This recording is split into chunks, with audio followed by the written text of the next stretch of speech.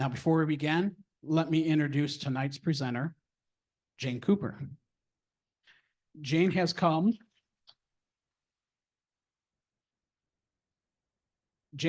to the Congregational Summer Assembly her whole life because her grandmother first came as secretary bookkeeper to a small religious school that was among the earliest participants. Her father's career in the public health service caused the family to move often, as she continued to do in her adult life. So the assembly in Crystal Lake have always felt like home. Jane went to the University of Michigan for both her undergraduate and graduate degrees. She then used her master's in adult education in, I'm going to butcher this, gerontology, thank you, to work first at the Institute of Gerontology in Michigan, and then as Equitable Life in New York City, where she retired as a director of corporate training. At the Congregational Summer Assembly, she took on many volunteer roles over the years, from president of the Women's Association to secretary and vice president of the Board of Trustees. In 2014, Jane became the archivist in recognition, she thinks, of both her tendency to squirrel things away and then tell the stories about them, and her interest in family histories, her own and that of others. During her tenure, work has begun to expand the digital footprint of the archives. The assembly is only open during a 9-week summer season, but a Google-trained world wants answers to questions today. Please join me in welcoming Jane as she presents the Congregational Summer Assembly, then and now, 123 years and counting.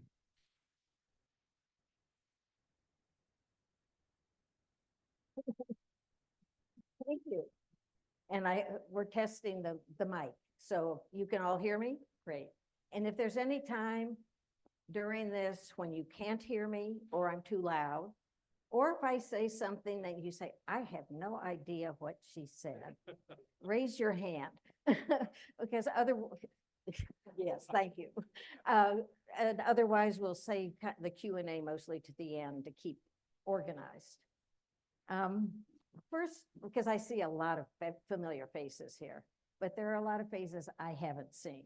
So who here has never been on the grounds of the Congregational Summer Assembly? Anybody? Okay, some hands. This is good. Because, you know, it's one thing to, preach to the choir, but I also like to have people who are getting brand new information. I'm going to start with something that may seem very simple to you and kind of unnecessary. Definitions of a couple of terms so that we're all talking the same language. You don't have to necessarily agree with what I say, but know that I'm saying it. Okay. So because it's the Congregational Summer Assembly, I want to start with talking about what is congregationalism. Because even within the current Congregational Summer Assembly, there are many different denominations represented. We had, as our sermon last Sunday, in fact, at the assembly, the preacher talked a bit about the beginnings of congregationalism, but I'm going to expand that to talk about here. Congregationalism has its origins in the Puritans who came to New England. And if you look at the Congregational Summer Assembly, then you will understand why we have Mayflower Field and Winslow Way, or Winslow Walk, I guess it is, and Alden Edwards Avenue. They are all named after those original settlers to New England. And characteristics of congregationalism that are important to talk about because you need to understand them to understand the assembly. One of the tenets of congregationalism is that it is the right and responsibility of the individual to interpret the word of the Bible, not to be told by someone else. Another of the tenets of Congregationalism is that each individual church is autonomous, self-governing, and determines its own way of managing. And it became called congregational because of this self-governance of the congregation. And believe me, when you're talking about the Congregational Summer Assembly, that's really what you're talking about. Anybody who's ever been to an annual meeting there knows. So it's important to have that as an underpinning. Another word we're going to talk about is Chautauqua. The Congregational Summer Assembly is not a Chautauqua. It was not ever meant to be. But I find that when someone is trying to explain it to a person who knows nothing about it, and they will say, well, you know, it's very much like a Chautauqua, and everybody nods knowingly, yes. But nobody really knows what they mean by that. You know, and the Chautauqua movement came into prominence at the beginning of the last century, and it was, you know, it created camps and academies, particularly in rural communities, that provided opportunities for adult education in particular, and it was a social movement. The Congregational Assembly is not a Chautauqua. It was not meant to be one. I've always thought that's because you know, Congregationalists don't really want somebody else telling them how they should organize their teachings. But there's no question that the way the assembly developed was built upon many of the principles of the Chautauqua movement: religion, education, arts, recreation. Those were their basic tenets, and you look at the assembly, and those have always been what we grew upon. So my plan for our little talk is to talk a bit about first the founding of the assembly, how it started and grew, and then talk a bit about housing and eating, because those were pretty essential. And then to move a bit into the four aspects of religion, education, arts, and recreation, and how they are the same and how they're different from 123 years ago. Would the founders recognize us if they happen to appear on the grounds today? So that's pretty much what I have in mind. So if you've ever seen Stacy Daniels' book or heard him speak, you will, when he talks about the lowering of Crystal Lake in 1873, you'll know that if it hadn't been for that, we wouldn't be here tonight. There'd be no point in it. There was nothing. But the lowering meant that we had these wonderful beaches that then all of us could celebrate at this time. If you travel, because right here, that is the Assembly Beach as it is now. And that shows it pretty, you know, it's taken a few years ago, I think, because there aren't as many boats as there often are. But still, that's pretty close. If you drive along, you know, along M22 and you pass Sutter Road and you pass the Downs and you pass Point Betsy and the Yacht Club, and you come, whoops, not to that. You come to this fork in the road, and you go this way, and there's the Assembly Beach. You go this way, whoops.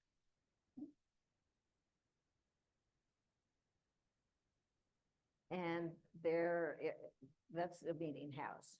Now, I want you to pay really close attention to this picture, because there will be a quiz later. This is the meeting house. Later on, when I talk about the clay courts, they were here. And later on, when I talk about the lodge, it was here. Just so you know. And I'm going to ask you later if you can remember where they were when we talk about them.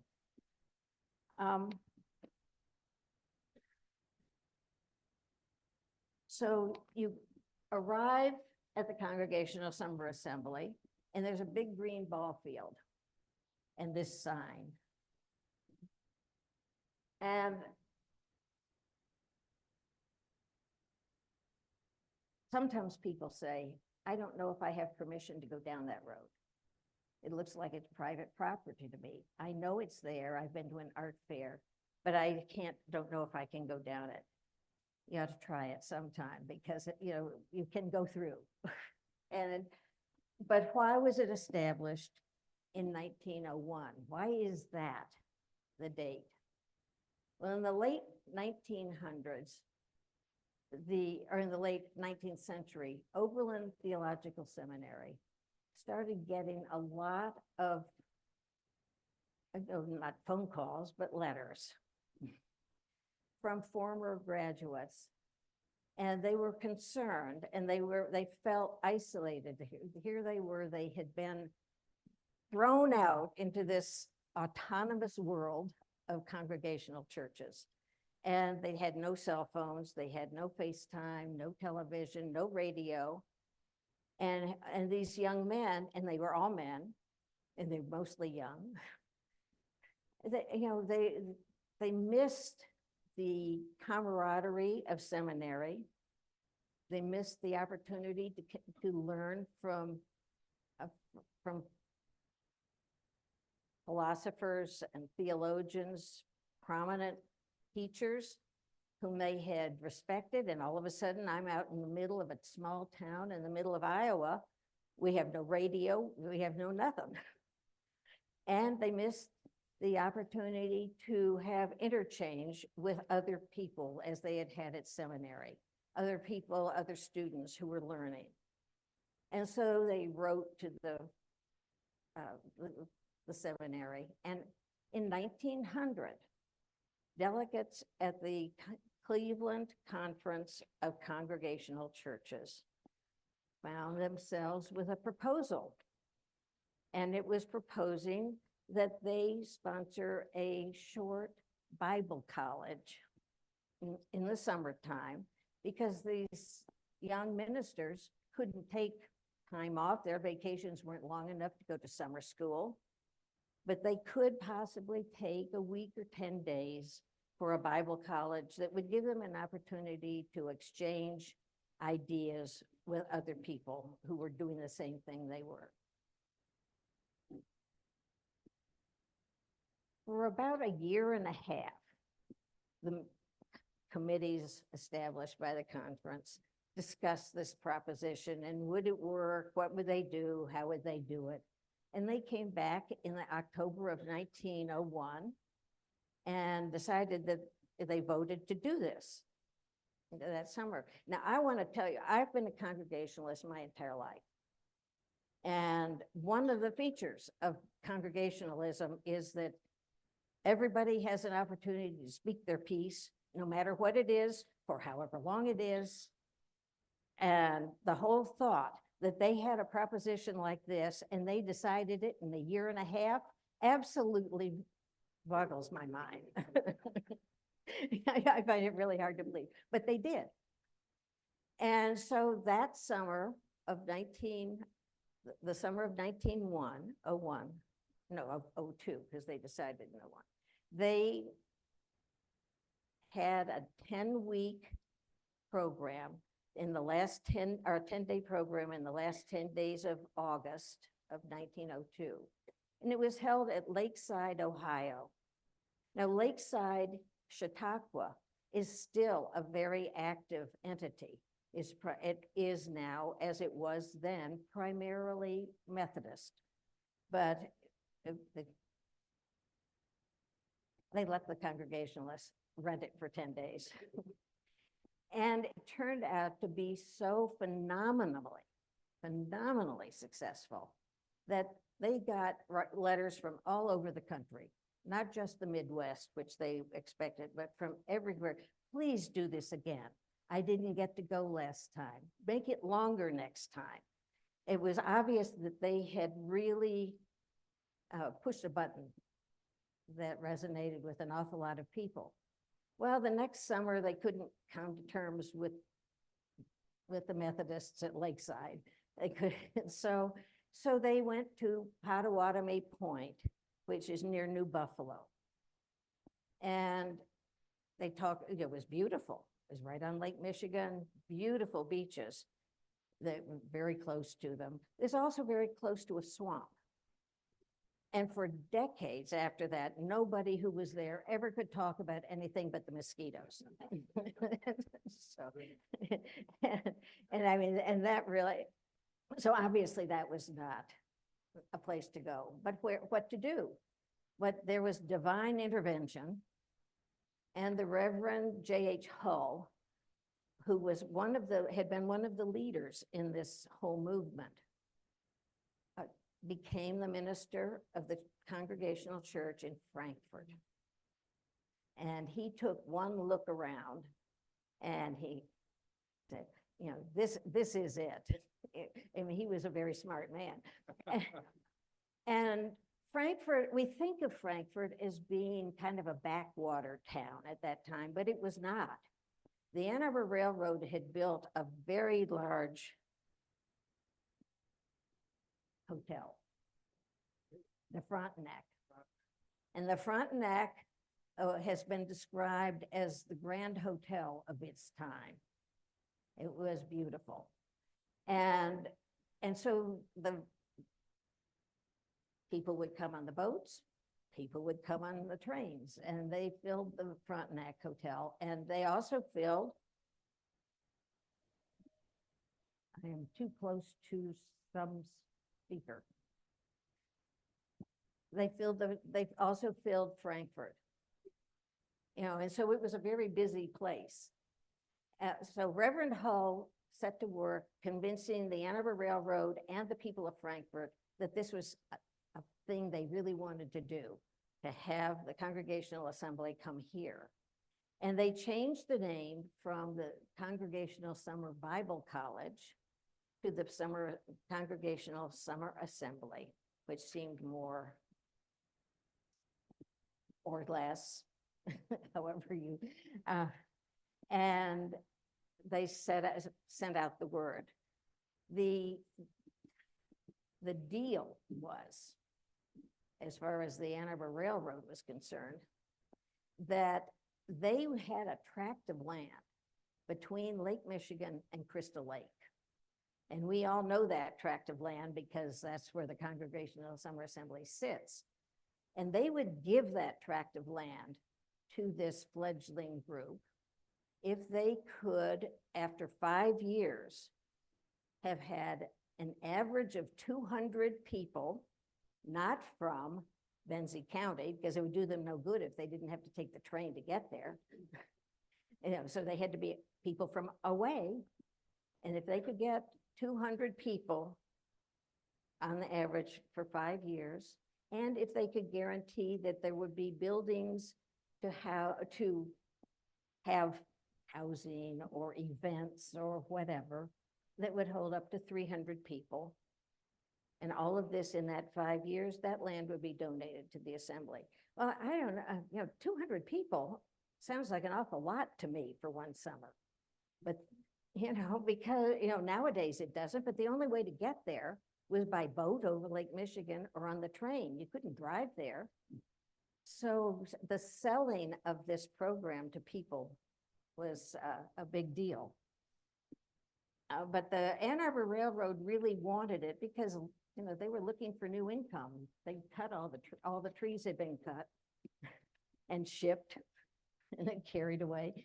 So the first summer, the events were held in the Frontenac Hotel, and they tented in the streets of Frankfort, and many people were housed in the homes of residents of Frankfort because they could see that this might be a really good new opportunity for them.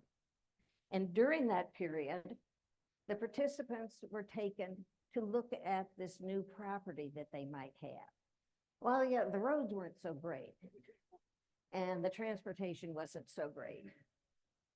But Crystal Lake was always its own spectacular sell, and that was an easy sell. Once people saw Crystal Lake, they could put up with all the rest of it. They knew that would work. During the first several years then, because now we have 5 years, we have to fill up with people every year.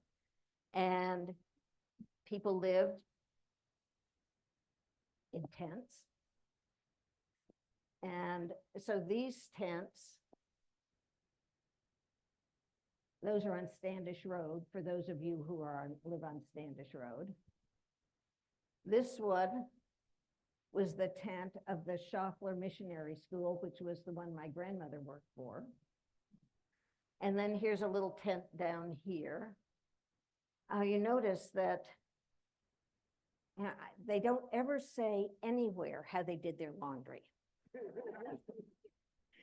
And I see these women in long, heavy dresses to do everything, and nobody shows them making those clothes clean. And that's really hard for me to understand, but there you are.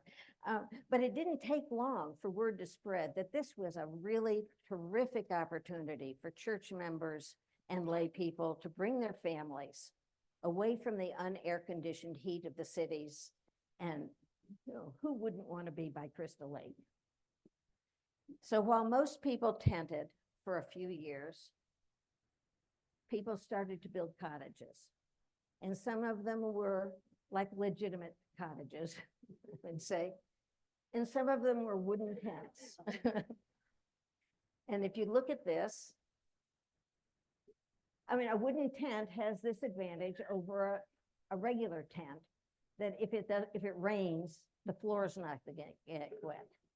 But over time, this one got added to, porches put on it, more porches put on it. And in the 60s, they even got hot water. And I know that because it was my family's cottage. And a lot of people lived like that. They'd start out with something simple and then just build to it. This one was the first cottage on Lake Michigan bluff, and they had no well. So they got their water by going down the bluff and getting it from Lake Michigan and taking it back up. And so, people did what they had to do. But in 1906, Dr. R.J. Bennett, whose great-grandchildren are still devoted participants and generous participants in assembly business, in the assembly affairs, he donated the money for a lodge. Now, if you read, they would send out an annual winter bulletin to people, and they would recommend that they rent a room in the lodge, and there were 40 of them, and they rented for $2 to $3 a week, and they were described as not very fancy or not many amenities. There were many stories told about the lodge, that the doors or the walls between the rooms didn't go all the way to the ceiling. So the joke was always you could hear the man in the next room changing his mind. And all my friends who grew up in the lodge as children knew about the knotholes in the wall between rooms. But it was inexpensive. It was affordable for people who couldn't build a cottage and weren't tentable. Back when I was 20, I might have lived in a tent, but at my age, I don't think I would have wanted to be one of the tenters, But over the years, then the lodge, whoops, I did something bad. Okay, there we go. But over the years, the lodge was, got a little fancier, got a porch, it got a roof over the porch, all sorts of wonderful things. And then this was the lodge's final iteration. It was really very pretty at that time. I have to say because my hope with this is that many people will learn one new thing they didn't know. And I would say that the thing that is most often asked, I think this comes up to me at least once a week. They ask, what happened to the lodge? I heard it burned down. Right? And I hear that over and over. So I'm here to tell you, no, it did not burn down. In the summer of 1960, the board found that they couldn't afford to insure it anymore, that the things that would have to be done to make it insurable were far beyond anything that they could afford. And so it was voted and taken to the annual meeting. And the annual meeting, you know, it only took that one annual meeting for them to realize that it had to come down. And so now remember in your mind, the picture, where was the lodge? Right. You have to have that in your mind. And so now it was gone. And we'll talk later about what's there, how that change came about. The people who lived at the lodge had to have a place to eat. It started out with a little dining room in the corner of the lodge, but in a few years, Dr. Bennett again donated a dining hall.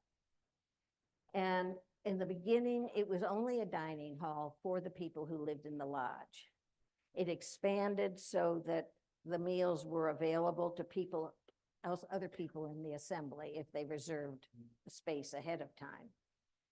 But that building also was a central point. It has changed more than a lot of other things at the assembly, because at the beginning, it was not only the place where people ate, but it was also where people who came into Frankfurt on the boat or the train would catch their horse-drawn carriages with their luggage, and they'd be driven out to the assembly, and this is where they would be let off. And if they were going into Frankfurt, this is where they would get their ride to Frankfurt. It was often said that some of those carriages coming from Frankfurt were so loaded down with people and luggage that the people had to get out on the hills and help the horses get the luggage up. But you can see, I can't see, but you can see. Whoop.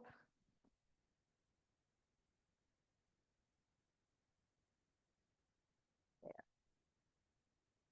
Push the right button, right there. The ladies walking across the ball field back to the lodge after their meal, dressed, of course, like we all dressed today.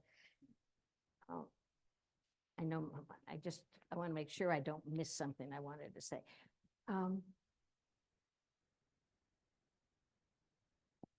That building was remodeled many times. And one of the most important remodels was when they added the community room to the dining room. So now they had a central place for various activities, because all they had before was, you know, where they had church that didn't have a space for dancing or any kind of activity like that. And in 1927, the United States Postal Service gave us our own official post office, so that we were called Pilgrim, and the mail came directly to Frankfurt. We didn't wait, or to Pilgrim. We didn't wait for it to go to Frankfurt. And that was a very important improvement. But it also made that building a central place for people at the assembly. Now you had not only meals as a reason, but you had mail. And so people had a way of encountering each other that was different from going to a lecture or going to church. Here were some ways to be casually together. But pretty soon, the automobile took over. And so there was no more transportation from Frankfurt. And so that aspect went away. And the post office said, well, we could get our mail brought in a box, but they would bring it directly to the assembly. And then a holding company bought the railroad from Toledo to Frankfurt. And so once they did that, they looked at their books and they said the car ferries going across Lake Michigan were a money loser. And so that was the reason they stopped having car ferries go across the lake. Well, once they stopped having the car ferries, there was no need for the train, because the main reason for the train was to carry things to put on the car ferries. So in 1979, the Viking took the last car ferry trip to Frankfurt, and then the train services ended as well. Made a huge difference for a lot of people. But then in 2005, fortunately, it didn't help with the car ferries, but Benzie Bus started, and now we have transportation in Benzie County, and there's a stop. It stops at the assembly again, right? That same building. So we feel like you've kind of gone full circle.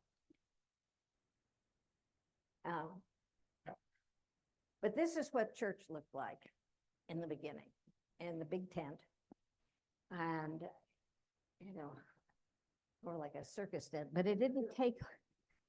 And I had talked about the infrastructure. Now we're going to talk about the activities that went on within that, the things that, you know, I've always said there are a lot of beautiful lakes and a lot of pretty woods, but it's the people here and the things they do that make you keep coming back. And it started as a religious focus, and it has maintained that. So it began with the church there, but then Dr. Bennett, again, donated money for an auditorium.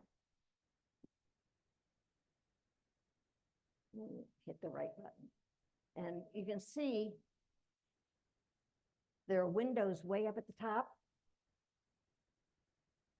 but these windows at the side, those of you who remember those days, they were wood, and if it was raining, they were pulled down, and it was dark in there. So, but I always loved the communion table because it was a slab of wood that had been polished, and it was really, I was just a little kid, but I just thought that was beautiful. But this is the way it looked inside, and the floor was a dirt floor. Kids loved it. You know, didn't have to pay attention to what was going on up there. You're drawing pictures and playing tic-tac-toe in the dirt with your toes. And at some point in about the 50s, they put a concrete floor in. And in the long run, that turned out to be a real blessing. Because in the winter of 1959, there are those who will say 58 because it was the winter of 58, 59. But the winter of 59, the auditorium collapsed. And it was because it was the weight of the snow, and it was pretty old. So for that whole summer of 1959, I've always said this is another case of divine intervention. In those days, our summer season up here was from the middle of June till the end of August. Not, you know, we end earlier now. So we had many more Sundays to have Sunday services. And during that entire summer of 1959, we had all the summer services out on the slab. The stage had not collapsed, so the chairs would be put up there for the choir. It might rain all day Saturday. Sometimes it rained Saturday night. It never rained one Sunday that entire summer. And so we said it was meant to be. And all during that summer, during the church services, you know, and I worked in the office at the time, so I would see the results of this come into the office after church. The baskets would be filled with envelopes as people donated money. It was all public subscription that paid for rebuilding what was the auditorium and became called the meeting house. And this was the new meeting house. It never didn't miss the summer. You know, the summer of 1961, no, summer of 60, here it was. But in 1962, in the winter, that one collapsed. Turned out it was the structural steel that had failed. And so the steel company paid for it to be rebuilt. And we didn't miss a minute. By the next summer, we had that. And I thank Pat Baker for that picture. I give full credit. So, and it was named the Meeting House, which is an obviously appropriate name for Congregationalists. And that everything takes place in that building. The church services on Sunday, the musicals, the operettas that the children do, stunt night, concerts done by outside groups. It is the Meeting House, a very, very significant part of the assembly. And as it always was. And this is how it now looks on the inside. No dirt floor, no. And the choir has always been the heart and soul of the church service. Last Sunday for the 4th of July celebration, we had how many, Ken? 68 singing in the choir. And this is how the choir looked in 1912. And this is how it looked in the 50s. I can just say, there I am right there. Always front and center. This is my 73rd year in the choir. And I want to tell everyone, just so you'll know, that there is going to be a concert on July 26th at 7:30 that this choir will do. But we will look more formal than that. Okay, you can see that we have gone from the dress of 1912 to now. Okay, but another really, really important part of the use of the Meeting House is for children and musicals. And even before anything formal was being done, young people, you couldn't be up here for several weeks together without putting together, it was sort of like Mickey Rooney, let's put on a show. And so they would put on their musical reviews and, do different things.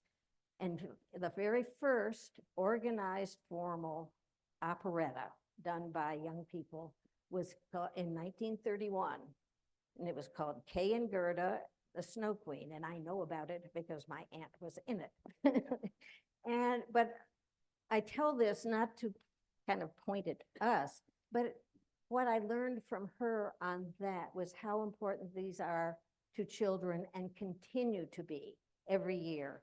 She was in that show at the age of 12.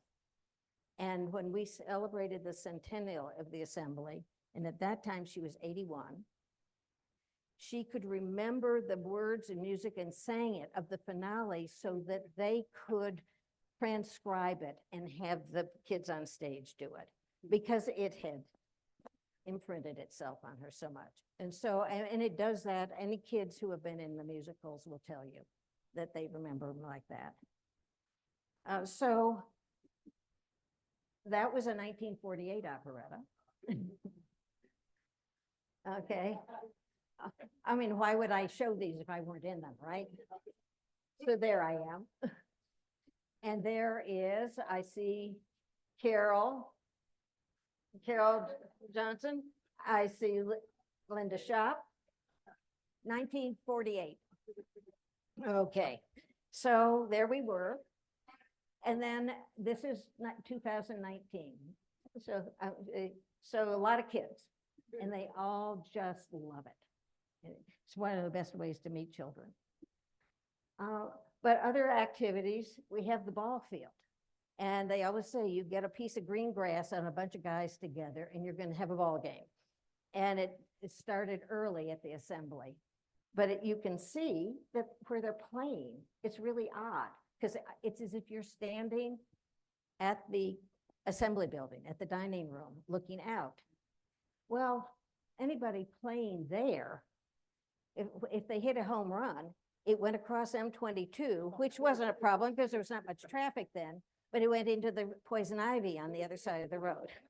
And it took them a few years to figure that out. So, but they did, and this is how it is now. So it goes the other way. So the ball field is in constant use, but it was in a different kind of use. This was in World War I, 1918.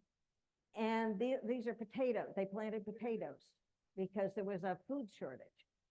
And so we had potatoes growing in Mayflower, in the ball field. And regularly, every year, we have these growing in the ball field. So we have the art fair, which this year is going to be what, on the 24th of July, 24th of July. So you will be able to see what is growing inside these booths. The key to the assembly is volunteerism. We couldn't be doing any of what we're doing. That art fair wouldn't have ever happened without volunteers. The rafts that go in, this year was a great example because you can see it takes a lot of people and they're heavy. And the water can be really cold because you go in June. This year we thought, oh, the water's warm early, so do it in the middle of June, but there weren't many people up. And so the day they put on the board just seemed like let's have it on this day at 2 o'clock. And they just posted that, not knowing whether anybody would come. And, we all were down on the beach looking around saying, I don't know if we're going to have enough people. It just really looked shaky. And then all of a sudden, just out of the woods and out of the water came people.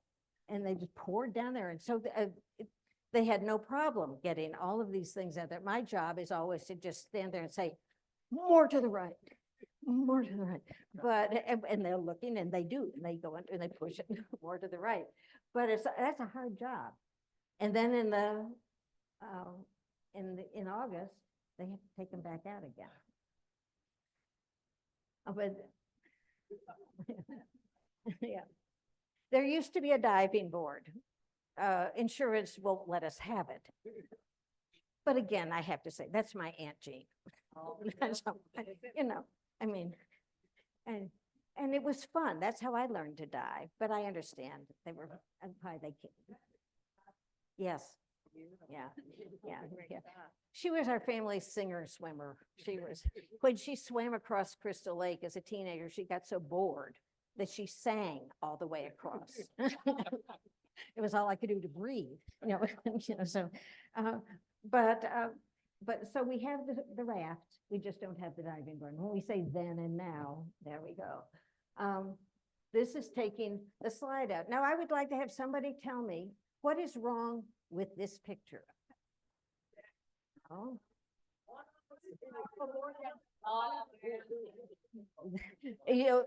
Any lifeguard will tell you that they say probably 50 times a day is one at a time on the slide. But that's now, obviously not then. This is something else that has changed. For those of us who didn't have hot water in our cottages, this is how we washed our hair. And then we learned about things like eutrophication and oh my gosh, you can't do that anymore. But my hair never got as clean as it did washing at Crystal Lake. And the boats at the assembly are not, well, they weren't as fancy as the boats in other parts. The boats used to be more like this early on. This is the boat that belonged to my mother and her sisters. And it had, the name that it was given was very descriptive. It was called the Wandering Sieve.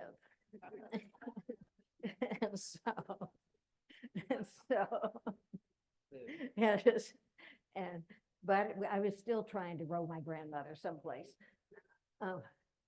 And this is the way our beach used to look, boats pulled up on the beach, any old where. And there was a gas station, You remember we had, up here, there was a gas station, where the Crystal View now is. And we had a gas tank out in Crystal Lake for the motorboats. It was the only one on this side of the lake. I mean, there's one in Beulah and one there.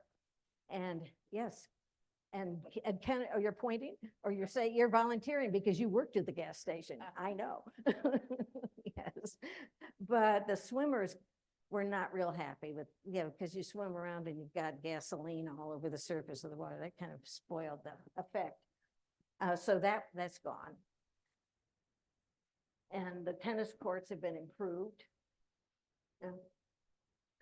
This is obviously after the season's over, so there aren't many boats left. But the other really popular activity is tennis. And it started with the clay courts that were, remember where they were? Yeah, right in front of the lodge. And so they were built so you could sit on the porch of the lodge and watch people play tennis. And it was, at that time, the only place to play tennis. I know this looks alarming, but my notes are very small. But they're important because they have dates on them. I'm a person who likes to reject numbers whenever I can. So the clay courts were built in 1913. The court, those of you who have cottages at the Michigan end of the assembly, that tennis court was built in the 30s. Then in later years, as they raised money and had much more demand for tennis, these are now the courts where the clay courts used to be. And down here, we have pickleball. So we just keep moving right along.